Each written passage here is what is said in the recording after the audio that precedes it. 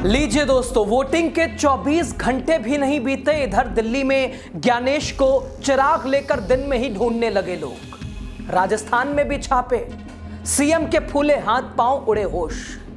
भारतीय चुनाव आयोग के इतिहास में एक ऐसी तस्वीर देखी दोस्तों, जिसकी उम्मीद शायद ही मुख्य चुनाव आयुक्त ज्ञानेश कुमार ने की होगी। इतिहास भले ही अपने किसी काम के लिए ज्ञानेश कुमार को याद ना रखे, लेकिन 7 नवंबर का दिन लोगों को हमेशा याद रहेगा। इस दिन के बाद ज्ञानेश कुमार के साथ क्या होने वाला है, उसकी पूरी स्क्रिप्ट लिखी जा चुकी है।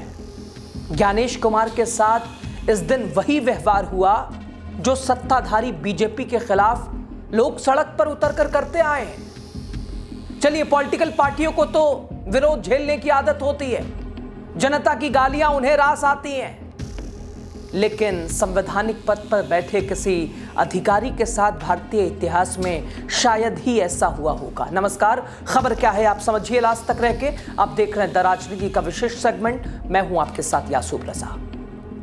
दोस्तों, बिहार में वोटिंग को बीते 24 घंटे भी नहीं हुए, दिल्ली में मुख्य चुनाव आयुक्त ज्ञानेश कुमार को लोग दिन के उजाले में चिराग लेकर ढूंढने लगे हैं। सीएम रेखा गुप्ता के हाथ पांव फूल गए हैं।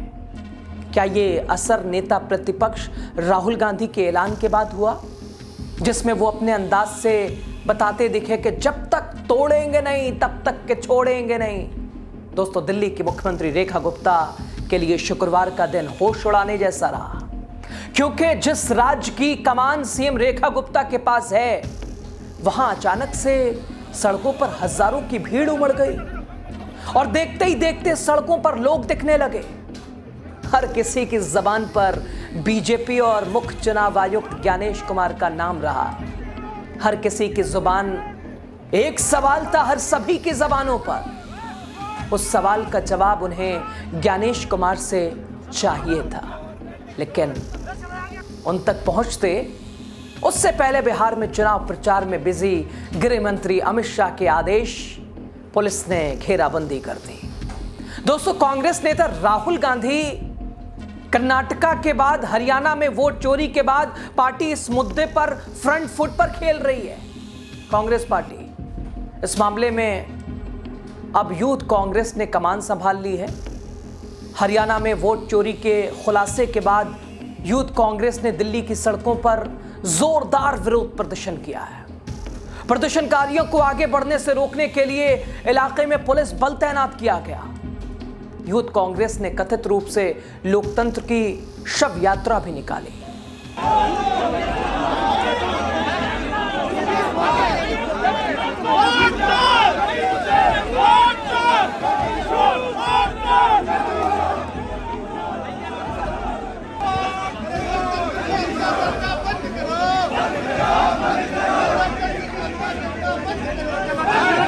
यूथ कांग्रेस ने कहा कि हम बीजेपी और चुनाव आयोग की मिली भगत के खिलाफ विरोध प्रदर्शन कर रहे हैं। भारतीय युवा कांग्रेस के अध्यक्ष उदय भानु ने कहा कि नरेंद्र मोदी ने वोट चुराने का एक सुनियोजित साजिश के तहत ज्ञानेश कुमार को चुनाव आयुक्त नियुक्त किया है।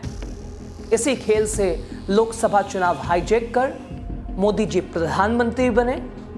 वोट चोरी से लोकतंत्र को सिर्फ दबाया नहीं गया, सरकार और चुनाव आयोग द्वारा उसकी हत्या की गई। उदय भानु यही नहीं रुके, उन्होंने कहा यह लोकतंत्र की शव यात्रा है, वो लोकतंत्र जिसके हत्यारे ज्ञानेश कुमार, सुखबीर संधू और विवेक जोशी हैं। दिल्ली में युवा कांग्रेस के साथियों के साथ संसद के करीब लोकतंत्र की इस अंतिम यात्रा में हिस्सा लिया। पूरे देश ने देखा कि कैसे मोदी को जिताने के लिए इन तीनों हत्यारों ने ब्राजीलियन मॉडल लागू कर चुनाव में धांधली की। अब ये शव यात्रा देश के गांव गली चौराहे तक पहुंचेगी। दोस्तों, वोट चोरी के मसले पर कांग्रेस नेता राहुल गांधी समेत कांग्रेस के तमाम बड़े नेता, तमाम कार्यकर्ता माफी देने के मूड में ही नहीं है। बिहार चुनाव में राहुल गांधी बार बार वोट चोरी का आरोप चुनाव आयोग पर लगा रहे हैं। ब्राजील की औरत हिंदुस्तान की नहीं है, ब्राजील की औरत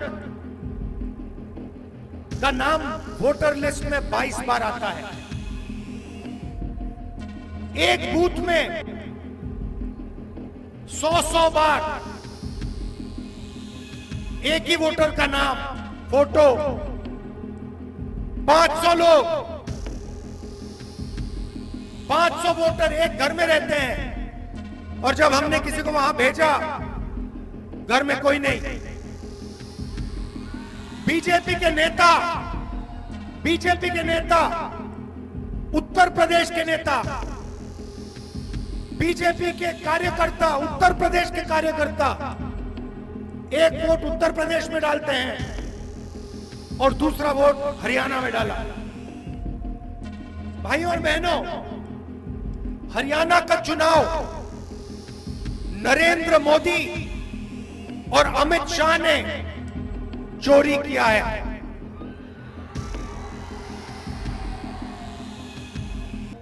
इसका हमने साफ सबूत देश के सामने रखा। आपने नोट किया होगा कि बीजेपी के नेताओं ने, इलेक्शन कमीशन ने जो मैंने कहा उसके बारे में कुछ नहीं कह रहे हैं, उसको नकार नहीं पा रहे हैं। अब दोस्तों, वोट चोरी शब्द के बारे में किसी से पूछिए, वो फटाक से बीजेपी और मुख्य चुनाव आयुक्त ज्ञानेश कुमार का नाम ले ही लेगा। बिहार में वोट चोरी को लेकर कांग्रेस नेता राहुल गांधी चुनाव आयोग और बीजेपी की मिली भगत की पोल खोल रहे हैं। इधर दिल्ली में उनकी फौज लोगों के साथ सड़क पर उतर आई है। दिल्ली के साथ ही जयपुर में भी युवा कांग्रेस के कार्यकर्ताओं ने बीजेपी और निर्वाचन आयोग के खिलाफ चुनावी प्रक्रिया में गड़बड़ी, वोट चोरी का आरोप लगाते हुए प्रदर्शन किया है। तो दोस्तों, अब ये शुरुआत हो चुकी है। ज्ञानेश कुमार जिस तरह से संवैधानिक पद पर रहने के बाद बीजेपी के प्रति वफादारी निभा रहे हैं, उस वफादारी का हिसाब पूरा करने के लिए राहुल गांधी ने अपनी फौज को आदेश दे दिया है। अभी तो दिल्ली, राजस्थान में हुआ, आगे आगे देखिए साहब। ये शव यात्रा कांग्रेस के सिपाही चुनाव आयोग, मुख्य चुनाव आयोग की कहां निकालते हैं। लेकिन ये देश के लिए अच्छा है दोस्तों। देश का विपक्ष ऐसे ही मजबूत होना चाहिए, जो कि सत्ता से संवैधानिक दायरों पर और संवैधानिक पदों पर बैठे लोगों से सवाल पूछने वाला होना चाहिए।